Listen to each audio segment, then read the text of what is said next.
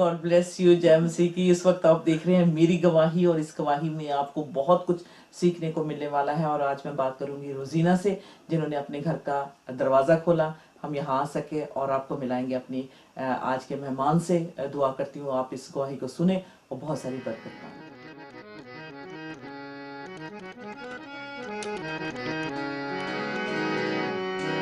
जिंदगी खत्म हुई, इंतजार बाकी है, आंख की पुतली में तस्वीर यार बाकी है। जिंदगी खत्म हुई, इंतजार बाकी है, आंख की पुतली में तस्वीर यार बाकी है। लहद में मुझको उतारो नए शहर वालों, लहद में मुझको उतारो ऐ शहर वालों, अभी तो बादलों का सवार बाकी।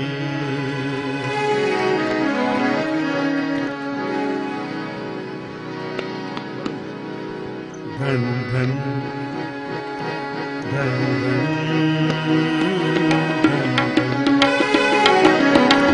धन धन यीशु तेरा नाम,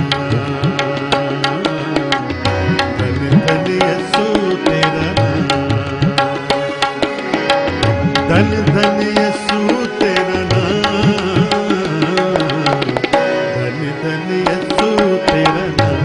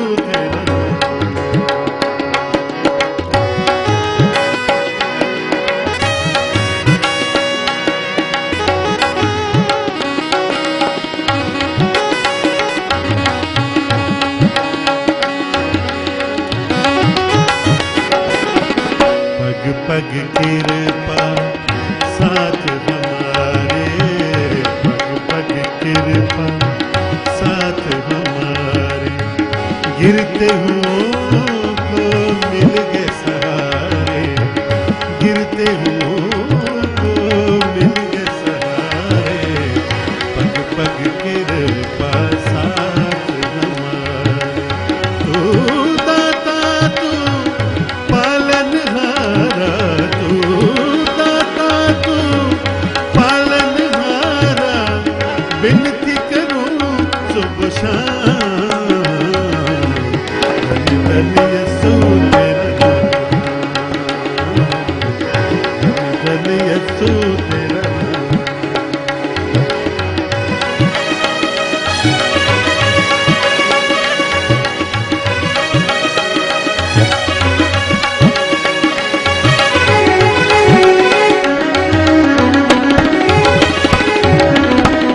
हृदय में तेरी यीशु ज्योत जली है,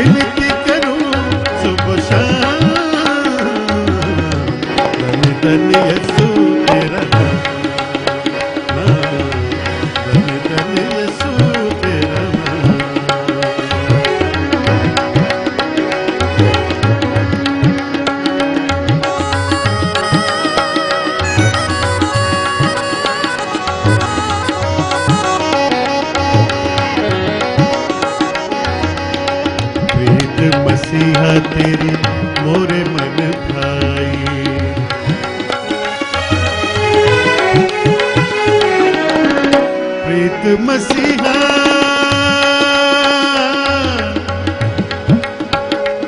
प्रीत मसीहा प्रीत मसीहा मसीहा तेरी मोरे मनवा प्रीत मसीहा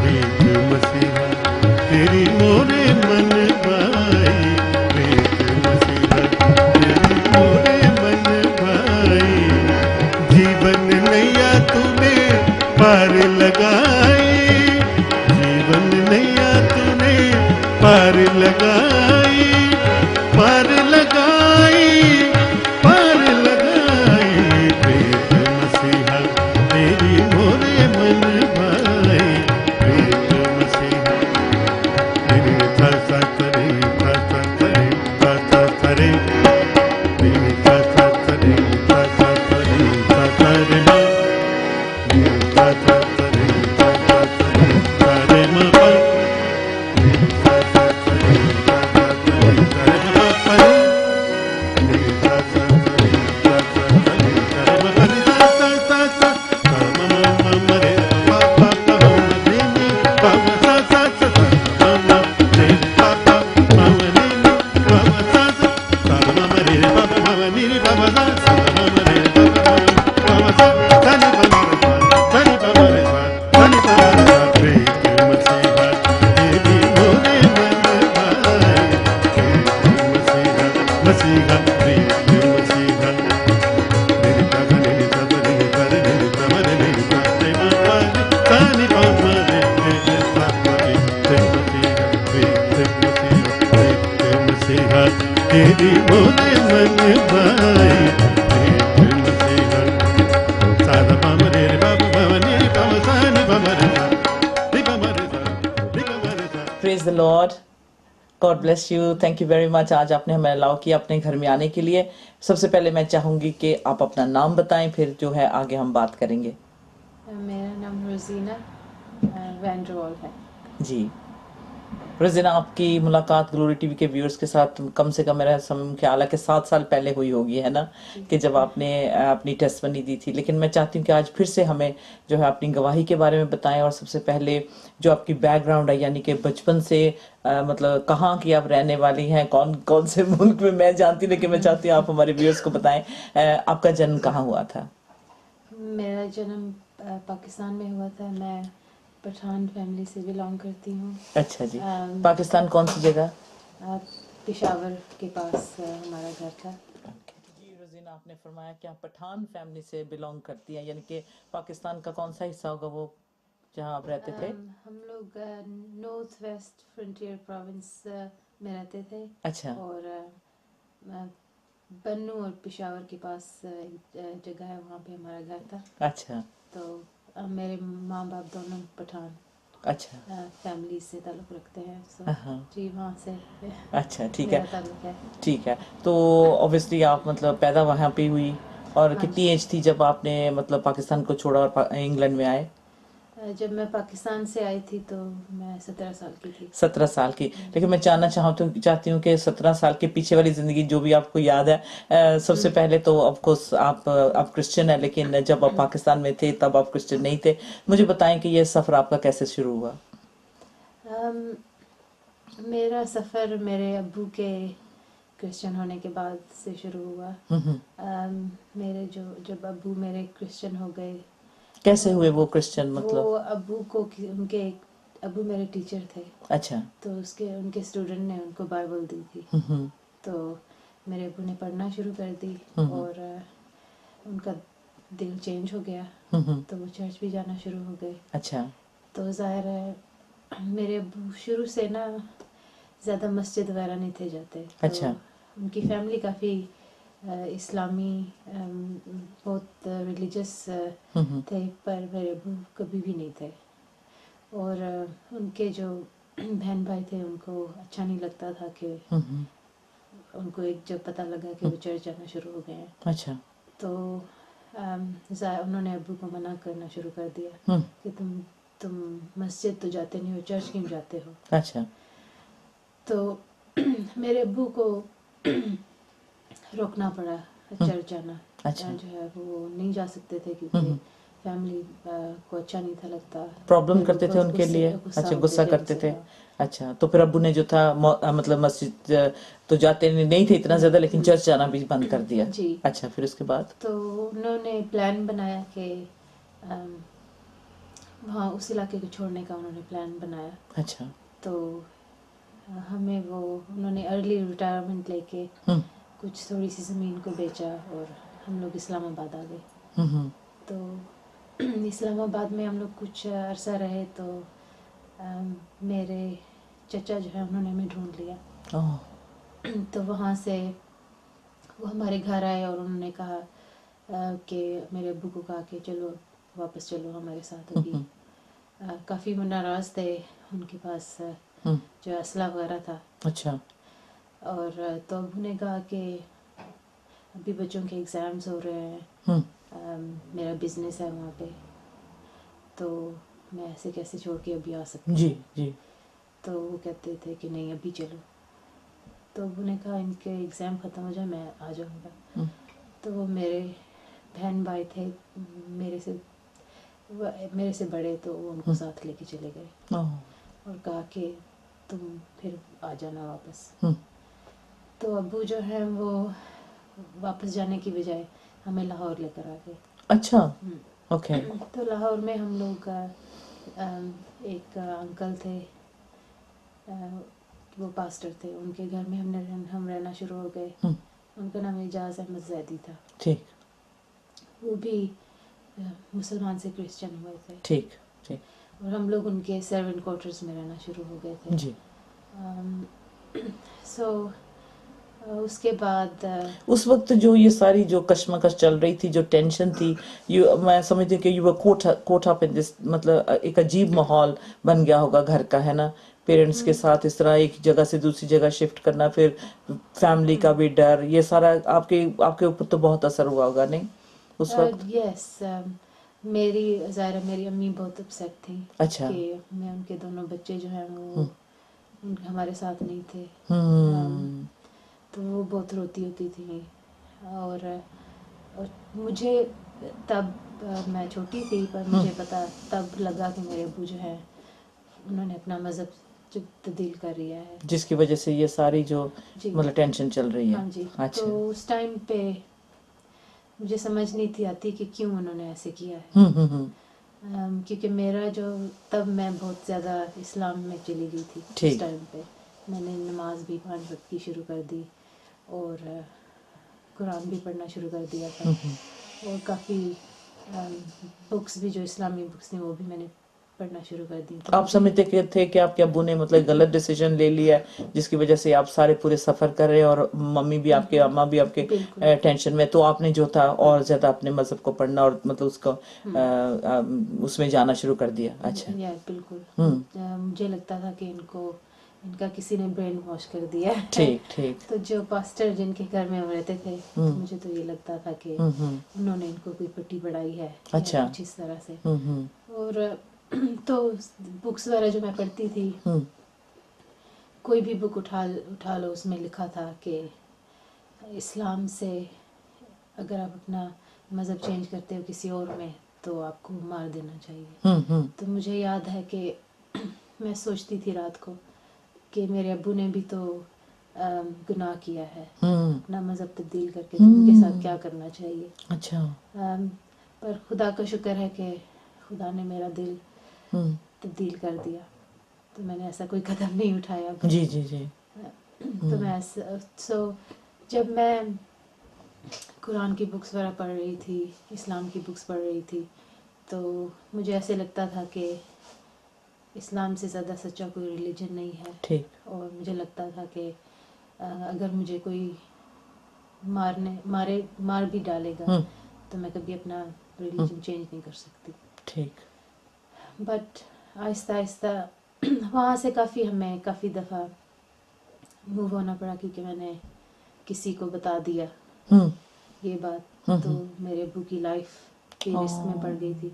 तो वो जो पास्टर थे उनको हमें जल्दी से मूव करना पड़ा कहीं और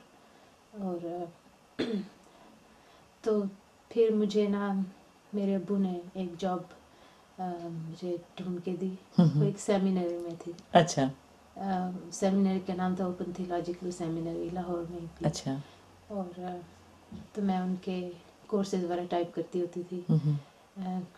वो क्रिश्चियन कोर्सेज थे, ठीक ठीक। बाइबल के कोर्सेज, तो साथ में पढ़ती भी होती थी। तो इस तरह से मैंने बाइबल पढ़ना शुरू कर दिया ना चाहते हुए। अच्छा और वो लोग हर जुम्मे वाले दिन बाइबल स्टडी करते थे ठीक।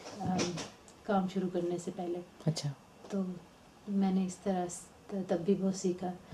और पहले पहले तो कुछ चीज़ों में मुझे गुस्सा चढ़ता होता था कि ये हमारे नबियों के बारे में इस तरह की बातें करते हैं, जैसे हज़रत दाऊद अलैहिस्सलाम के बारे में है कि अच्छा। उन्होंने ज़ना किया। अच्छा तो मैं घर जाके बड़ा गुस्सा होती थी कि इस तरह की बातें करते हैं। अच्छा। बट आहिस्ता आहिस्ता मुझे पता लगना शुरू हुआ कि मेरे दिल में कितना, मेरे अंदर कितनी बुराई है, कितना गुनाह है। और इस गुनाह को जो है मैं खुद जो है कभी भी नहीं मिटा सकती हूँ।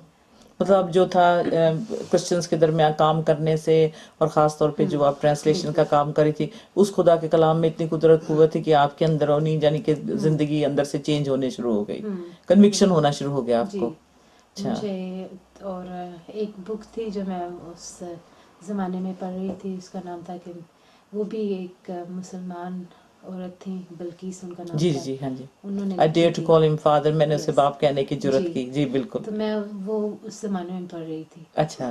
तो मुझे मैं जब पढ़ती थी वो बुक, तो मुझे लगता था वो सच कह रही है।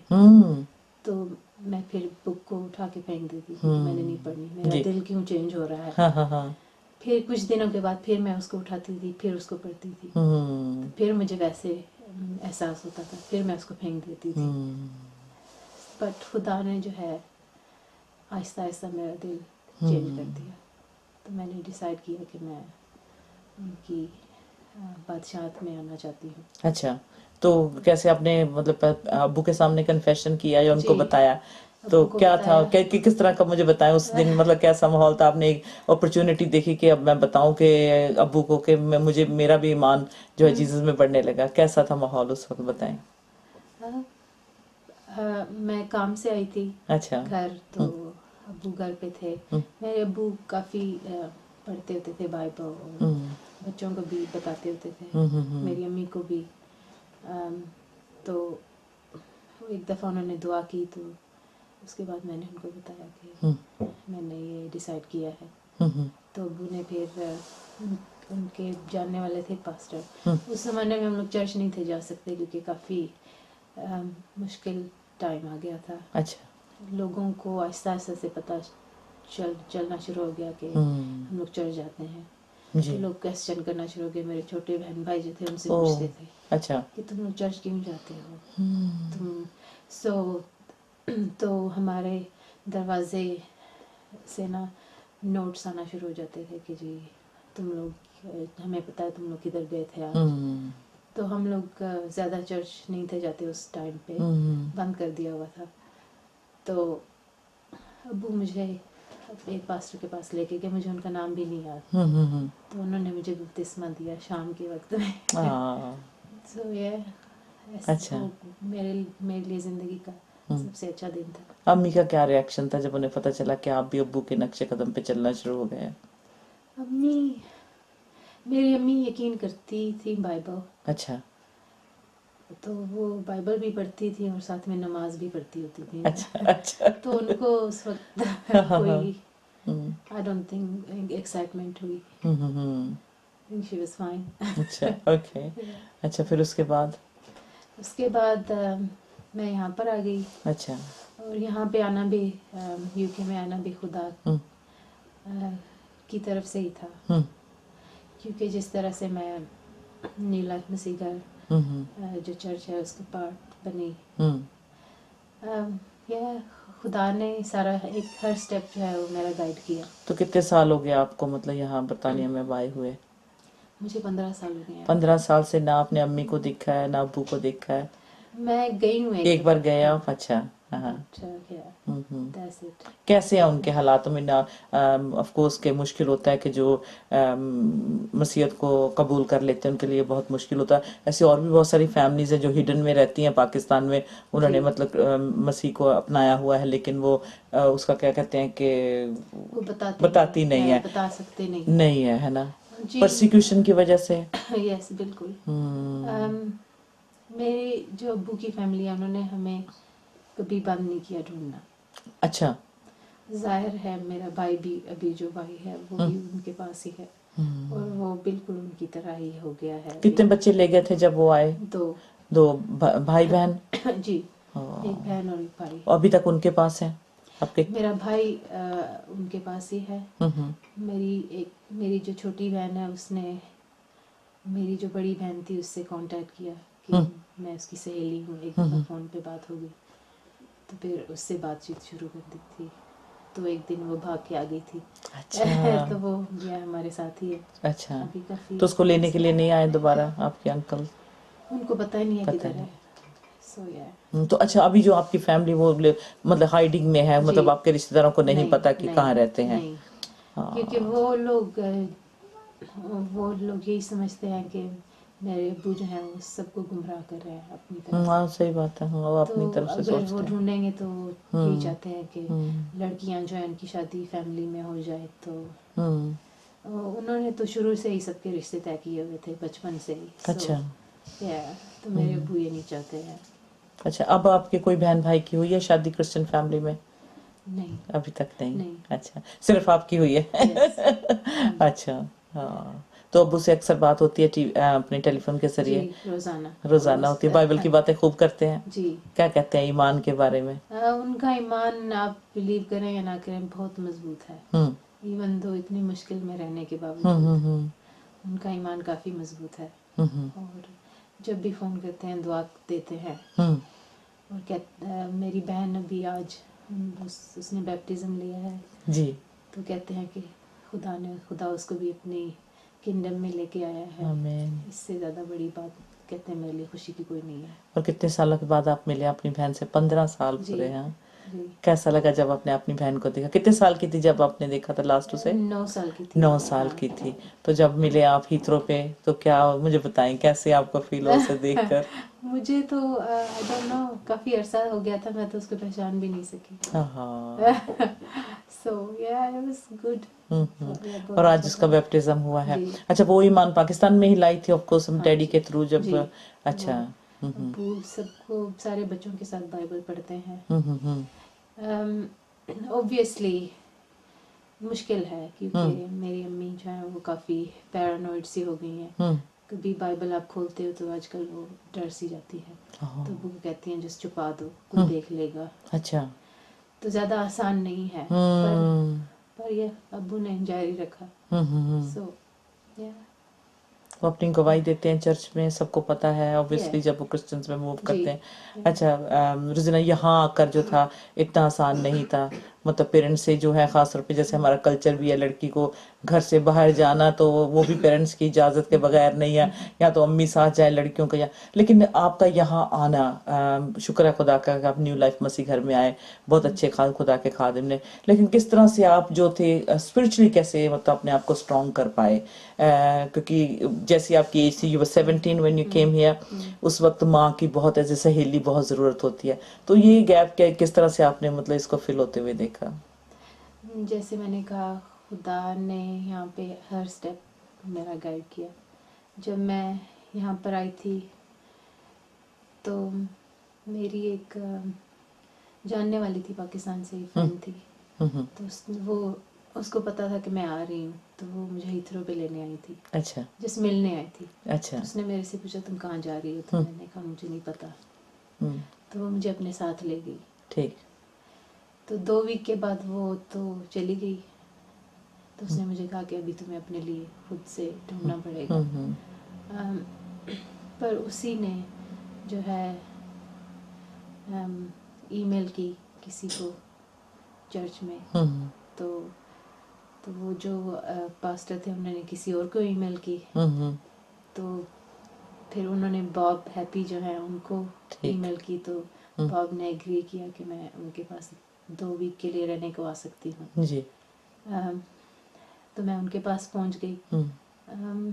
सो 2 वीक जो है वो 6 साल में बदल गए। आमेन, प्रेज द लॉर्ड। So- रोजीना उस उन दिनों की दुआ आपका, क्योंकि जैसे जैसे हम मैच्योर होते जाते हैं, खुदा का हाथ अपनी जिंदगी पे देखते हैं, उस वक्त की दुआ कैसी थी? आज की दुआ जब आप करते हैं, आज दुआ करते हैं किसी बात के लिए, उसमें बहुत मतलब मैं चाहती हूँ कि आप हेल्प करें। कोई लड़की आपकी सिचुएशन में इस वक्त है, तो क्या आप मतलब उसे कहेंगे आप किस तरह से दुआ करती थी? जैसे आपने कहा कि खुदा मुझे हर वक्त गाइड करता था, क्या उसकी डेफिनेशन थी? किस तरह से आप जानते थे कि वाकई खुदा आपके साथ है? जब मैं शुरू में आई थी तो काफ़ी मुश्किलात थे। आई मीन फैमिली को छोड़ के आना बहुत मुश्किल और हार्ड होता था।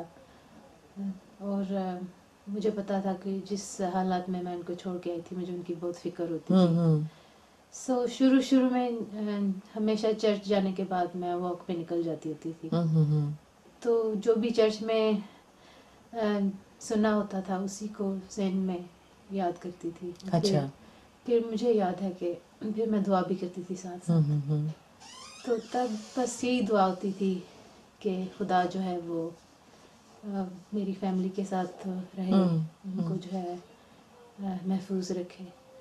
कभी रात को जैसे सोए हुए कभी ऐसा ख्वाब आना, डर जाना कि अबू को कुछ हो गया, या अम्मा को, या बच्चों को, आपके बहन भाइयों को, तो डर लगता था? कभी अपसेट हो जाते थे रात को, जैसे नाइटमेयर्स की तरह ना होता है, अबलिस डराता है, कभी खौफ मतलब आ जाता था? I don't know पैम। जब मैं पाकिस्तान में होती थी तब मुझे बहुत डर लगता होता था। अच्छा।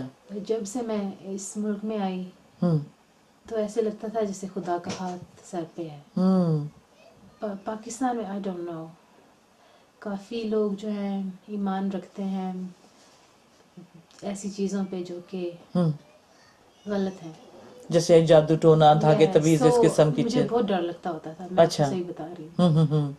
जब से मैं यहाँ पे आई मैं काफ़ी अपने आप को महसूस करती हूँ, और कोई जो नाइट्स वगैरह थे वो सारे डिसअपीयर हो गए। Very good, praise the Lord.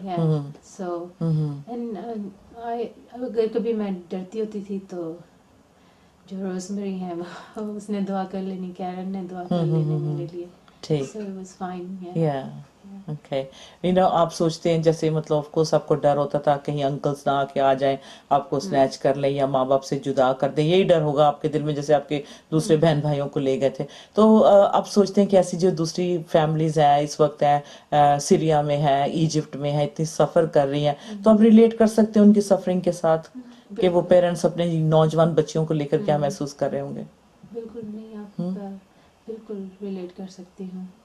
मेरी जो बड़ी बहन थी वो मेरी दोस्त थी, तो उसके जाने के बाद मुझे काफ़ी महसूस होता था कि मेरी जो बेस्ट फ्रेंड है वो चली गई है। सो रोते थे याद करके, उसको मिस करते थे? जी, काफ़ी है। तो अब उससे बात होती है अब अपनी बहन से? कभी कभी होती है।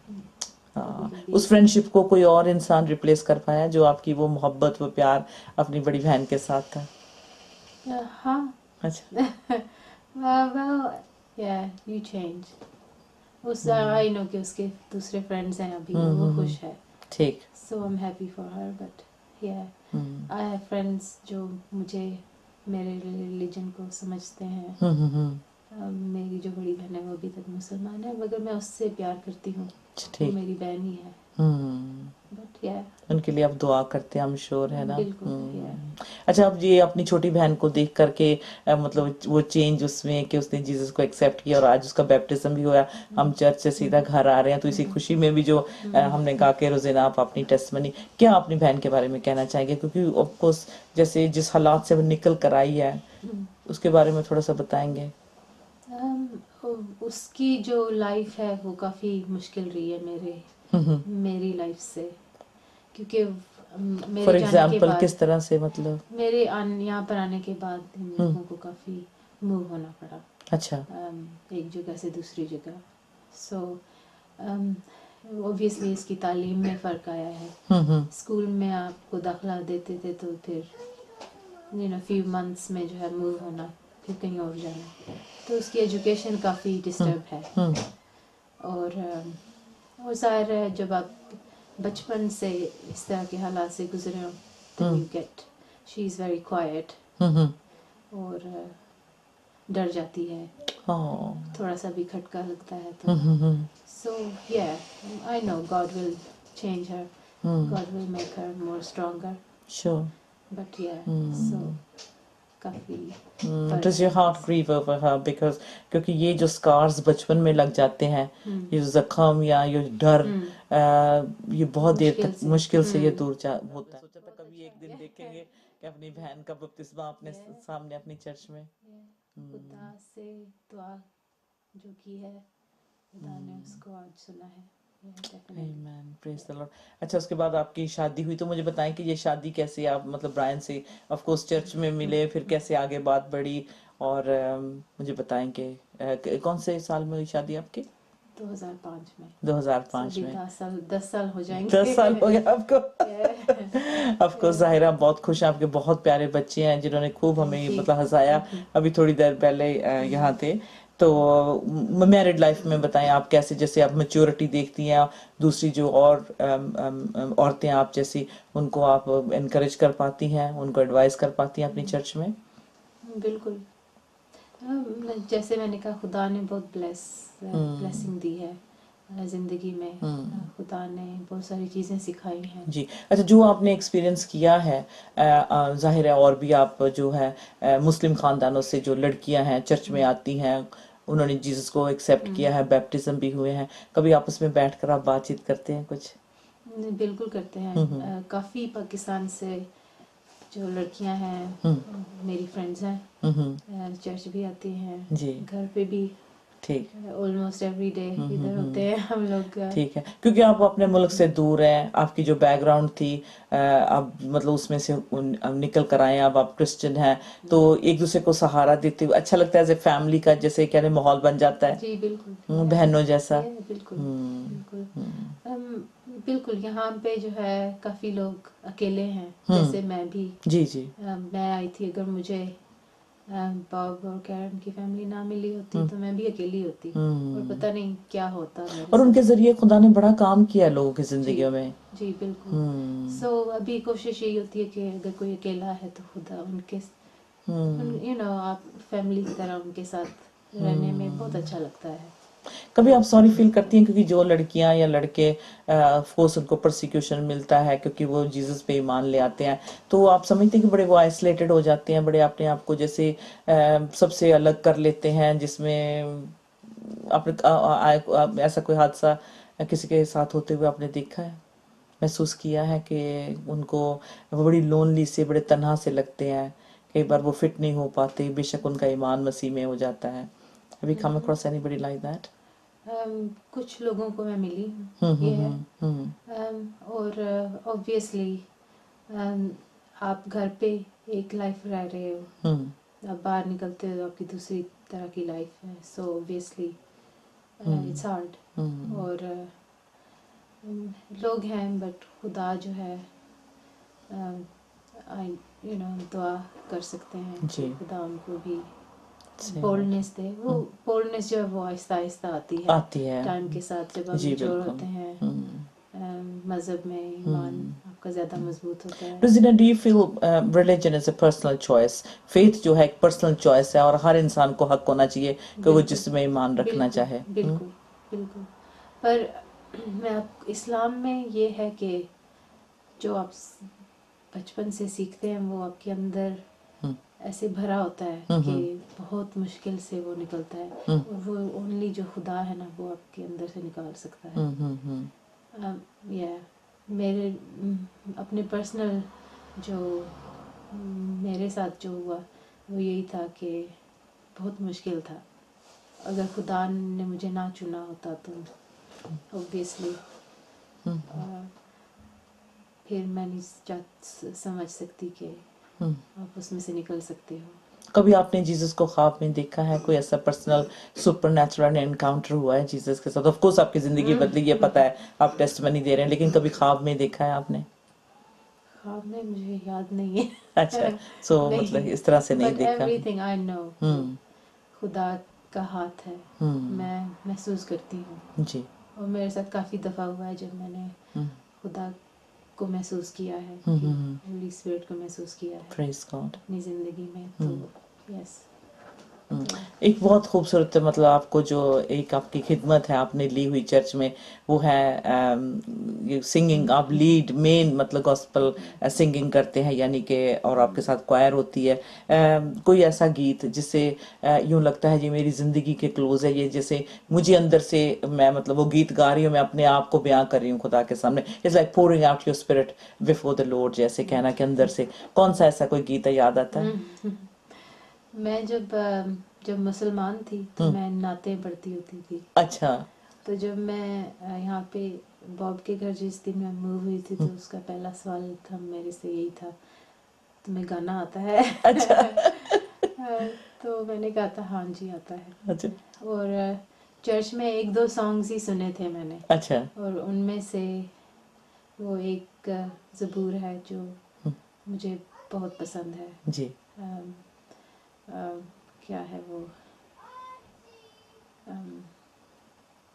मैं सबर दे नाल आस रख के युहादी करदा सा इंतजारी, त दोस्त ने मेरे ते तरस खा के सुनी मेरी सारी आहो जारी। ओ खतरे दे टोए ते खो बयां चों है मैनू कढ के ले आया बाहर, चट्टान उत्ते रखे पैर मेरे ते बख्शी कदमां नू सवारी। बहुत अच्छे। मैं सबर दे नाल आस रख के, लगता है कि सबर सचमुच ये इसमें लगता है, आपको लगता है कि आपके अब्बू की भी दुआएं हैं, बहुत ज्यादा दुआएं हैं कि जो यहाँ तक आप पहुंचे हैं। और ये ज़बूर तो सचमुच आपकी जिंदगी से रिलेट करता है कि सबर रखना पड़ता है ना। या बिल्कुल। और जो अब्बू की बात की है आपने, बिल्कुल सही कही है। उनके मुंह से हमेशा दुआ निकलती है। मुझे पता है कि उनकी दुआएं जो हैं वो साथ हैं। क्या बात है। यूं लगता है कि जैसे अब्बू आपका जो अर्थली फादर का जो एक जो स्पिरिचुअल स्ट्रेंथ के लिए वो आपके लिए यानी कि दुआ करते हैं, आपको तकवीयत मिलती है, और आप मतलब बड़ी इजली फिर तो आसमानी बाप से रिलेट कर सकती होंगी, क्योंकि अगर जो आपका जिस्मानी बाप है वही आपके लिए इतना केयर कर रहा है, प्यार कर रहा है, दुआएं दे रहा है, आपके साथ खड़ा है, तो आसमानी बाप कितना वो खूबसूरत होगा, कितना आपके लिए अच्छा उसके पास प्लान है। आमीन। बड़ी वैसे आप ब्लेस्ड हैं कि ऐसे स्पेशल मतलब आपके फादर हैं जिनकी टेस्टमनी से आप इंस्पायर हुए, और जो रूहानी खुराक आपने ली और जो दुआएं उनके लिए, सबसे बड़ी बात यह है कि यहाँ तक तो आपके बच्चों को देखा है उन्होंने? नहीं, मिलना चाहते अभी होंगे? बिल्कुल मिलना चाहते हैं जी। और फ़ोन पे बात करते हैं, ज़ाहिर है बच्चों ने नहीं देखा तो ज़्यादा बात नहीं करते हैं उनके अच्छा। साथ, पर अब हमेशा दुआ देते हैं और कहते हैं कि दुआ करो कि मैं इनको देख लूँ। हाँ, कितनी एज है आपके डैड की अब? अभी 65 होगी 65। या कम होगी। तो कभी वो तंग आपने कभी देखा उनको कि बस जैसे कई बार होता है कि बाबा इतनी मुसीबतें, इतनी मुश्किलात कि हम ओपनली अपना जो है कन्फेशन भी नहीं कर सकते, ओपनली हम अपने यीशु के प्यार का इजहार भी नहीं कर सकते परसिक्यूशन के वजह से, क्या कभी तंग पड़ जाते हैं अपने ईमान से, कहते हैं कि पता नहीं मैंने ठीक चॉइस ली है या नहीं? कभी सुना आपको ऐसे उनको ऐसे कहते हुए या महसूस? नहीं, मैंने नहीं सुना। अच्छा। बट ऑब्वियसली घर में मेरी अम्मी जो है वो कहती हैं तुमने हमें मरवाना है किसी दिन। अच्छा अच्छा। अच्छा अच्छा। तो क्योंकि वो हमेशा बाइबल की बात ही करते हैं ठीक। तो अच्छा। बट तो क्या गॉड ने रिएक्शन होता है अबू का आगे से, वो क्या कहते हैं? नहीं, वो दुआ ही करते हैं और खुदा ने उनको महफूज रखा है। आमीन। So, देखिए खुदा के कलाम के मुताबिक खुदा ने कहा हाँ आपके जिस्म को तो वो ख़त्म कर सकते हैं लेकिन उस रूह को नहीं जो खुदा से उनको मिली है और खुदा के पास जानी है। वैसे बड़ी मतलब जीसस को देखें इवन अकॉर्डिंग टू इस्लाम में भी देखें तो मतलब उनका जो एक रुतबा है, जो उनका एक स्टेटस है, वो हर नबी से अलग है और उसी नबी का वो इंतज़ार करें क्योंकि जीसस को वो नबी मानते हैं। लेकिन अब उस नबी को मानने वाले, क्योंकि वो जो उसको मानने वाले हैं उसे खुदा का बेटा कहते हैं, इस बात से जो है कि मतलब जो दूसरे नहीं पसंद करते कि कहते हैं कि क्रिश्चियन, आपको तो पता है कि that's very difficult for them to accept Jesus Christ as a son of God. तो लेकिन हालांकि देखें वो नबी जिसको वो चाहते हैं या जिसका उनको पता जिक्र करते हैं वो कितना प्यार करने वाला, कितना पीसफुल है, कितना लविंग है। बिल्कुल बिल्कुल। और इवन कुरान में भी वो कहते हैं कि यसू ईसा रूह, या तो वो खुदा का रूह उसमें कहा गया तो उसका क्या और मतलब हो सकता है। सही बात है। सो या ईसा रूह अल्लाह, ट्रिनिटी, इजंट इट, ट्रिनिटी आ जाती है। तो ये लेकिन ये जो है कि अभी फजल का वक्त है तो जिन जिन पे फजल हो रहा है उनको समझ आ रहा है। खैर फिर भी हम सबसे प्यार करते हैं क्योंकि हमने जो है इस बात का भी हिसाब देना है हम दूसरों को किस तरह से ट्रीट करते हैं। तो इस वक्त जो ट्रीटमेंट आप समझते हैं खासतौर पे जो कॉप्टिक क्रिश्चियंस रिसेंटली जो है बिहेड हुए हैं 21, व्हाट वाज योर रिएक्शन जब आपने ऐसी खबर को सुना? बहुत तकलीफ हुई। और यह बिल्कुल उनके भी फैमिलीज हैं। बिल्कुल हाँ। और उनको इस तरह से मारना जो है वो किस तरह का आपको लगता है कि ऐसा कैसा खुदा है वो जिस पे आप ईमान रखते हो जो आपको ये कहता है। बिल्कुल बिल्कुल बहुत तकलीफ हुई, मगर मैं जानती हूँ आपको कि गुस्सा उनका जो खून है वो ऐसे नहीं हुआ। खुदा जो है वो ऊपर, वो उसके खुदा के साथ अभी बैठे हैं। आज भी जैसे दुआ कर रहे थे तो पास्टर ने बहुत अच्छी दुआ की। उन्होंने कहा बेशक एज ए इंसान हमें गुस्सा आता है कि इस तरह से मसीहों के साथ क्यों हो रहा है, लेकिन फिर भी खुदा तुझसे तेरी मर्जी को हम जो है कबूल करते हैं, तेरी मर्जी को मांगते हैं। तो सारी चर्च दुआ कर रही थी, हम दुआ कर रहे थे खुदा उनके दिल को भी तब्दील कर, क्योंकि ये जो नफरत है ये शैतान की तरफ से है, इंसान की तरफ से नहीं। हाँ जी, आज आपने हम सब ने बल्कि दुआ की चर्च में, परसिक्यूटेड चर्च के लिए अक्सर दुआ होती है आपकी चर्च में? जी हम लोग तो संडे को एवरी संडे दुआ करते हैं जी। बिल्कुल। और जबकि आपकी मिनिस्ट्री जो है सिंगिंग मिनिस्ट्री है, गीतों के जरिए आप एक्सप्रेस करते हैं अपनी फीलिंग्स को, जो माहौल इस वक्त चल रहा है यीशु को आप कैसे पेश करेंगे, उनके लिए क्या कहेंगे कि कैसा है यीशु? उनके लिए मैं गाना गाऊंगी जी। हाँ जी बिल्कुल। यीशु मसीह तेरे जैसा है कोई नहीं, तेरे चरणों में झुके आसमां और महिमा गाए सभी। यीशु मसीह तेरे जैसा है कोई नहीं, तेरे चरणों में झुके आसमां और महिमा गाए सभी। हम गाए हो सना, तू राजाओं का है राजा, तेरी महिमा होवे सदा। तू है प्रभु हमारा खुदा, प्यारे पिता तूने हमसे इतना प्यार किया, हमको पापों से छुड़ाने को अपने बेटे को कुर्बान किया। प्यारे पिता तूने हमसे इतना प्यार किया, हमको पापों से छुड़ाने को अपने बेटे को कुर्बान किया।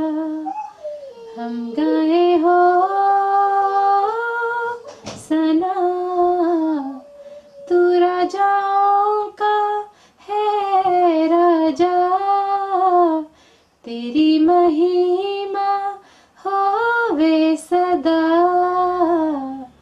तू है प्रभु हमारा खुदा। आमीन, ब्लेस यू, बहुत बहुत शुक्रिया। और बच्चे भी अब आपको बुला रहे हैं तो हम आपसे इजाजत चाहेंगे। रजीना, आखिर में मैं चाहती हूँ कि आप हम सब के लिए दुआ करें, खास तौर पे उन बच्चियों के लिए, उन बच्चों के लिए जो घर से बेघर हैं और उनको सहारा नहीं अभी तक मिला, लेकिन जैसे खुदा ने आपको सहारा दिया, दुआ करें कि वो भी, उनके भी घर बस जाएं और वो भी खुदा की पनाह में आ जाएं। जी बिल्कुल।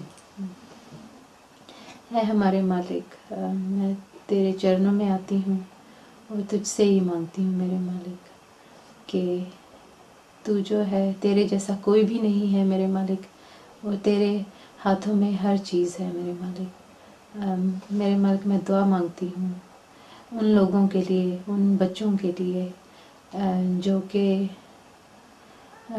बेघर हैं, जो कि लापता हैं मेरे मालिक, जिनको कुछ नज़र नहीं आता। तो मेरे मालिक, मैं मांगती हूँ आपसे कि तू जो है उन लोगों, इन बच्चों को मेरे मालिक, लोगों को तू अपना आप दिखा, और मेरे मालिक तू जो है वो तुझे माने, तुझ पे ईमान लाए मेरे मालिक, क्योंकि तुझ पे ईमान लाने के बाद मेरे मालिक कोई भी गुमराह नहीं रह सकता, कोई भी नहीं भटक सकता मेरे मालिक। सो मैं तुझसे यही मांगती हूँ कि तू जो है लोगों को अपने पास लेकर आ मेरे मालिक। और मैं ये भी मांगती हूँ उन लोगों के लिए जो कि अभी दुख में है, इस दुनिया में इतनी तकलीफ़ है, और बहुत जो क्रिश्चियंस हैं उनके साथ काफ़ी ज़्यादा ज़्यादती हो रही है, परसिक्यूशन हो रही है मेरे मालिक। मैं मांगती हूँ आपसे कि तुम उनको दिलासा दे, और लोगों को के साथ हो, उनको महसूस हो कि तू जो है उनके साथ है, और दुनिया की जितनी भी ज़्यादा परसिक्यूशन है, कुछ भी हो, तू जो है सहारा जो है सबका सहारा है, तो किसी को छोड़ने वाला नहीं है मेरे मालिक। तो उनका दिलासा बन, उनके साथ हो, उनका सर पे हाथ रख मेरे मालिक। ये सब मांगती हूँ तेरे प्यारे बेटे यीशु मसीह के नाम में, आमीन। आमीन। रजीना, बहुत बहुत शुक्रिया, बहुत अच्छा लगा आपके साथ बातचीत करके। और आज का संडे तो सचमुच मुझे बहुत देर तक याद रहेगा, क्योंकि आज एक ऐसी टेस्टमनी मुझे मिली है, खासतौर पे आपकी सिस्टर का बैप्टिज्म भी हुआ है। तो मेरी दुआ है कि आप उसे, जैसे आप एक अच्छे सिपाही हैं यीशु के, इसी तरह से वो भी बन पाएगी। और गाती हैं आपकी सिस्टर, गा लेती है? हाँ, गाती है। अच्छा, आपके जैसे खूबसूरत आवाज़ है, बहुत अच्छा जी। ये तो फिर न्यू लाइफ मसीह घर के लिए एक बहुत अच्छी बड़ी ब्लेसिंग है। बहुत बहुत शुक्रिया हमारे व्यूअर से बात करने के लिए। खुदा ने ज़िंदगी दी तो फिर आपसे मुलाकात करेंगे, लेकिन अब आपसे इजाज़त चाहते हैं। Thank you, God bless you.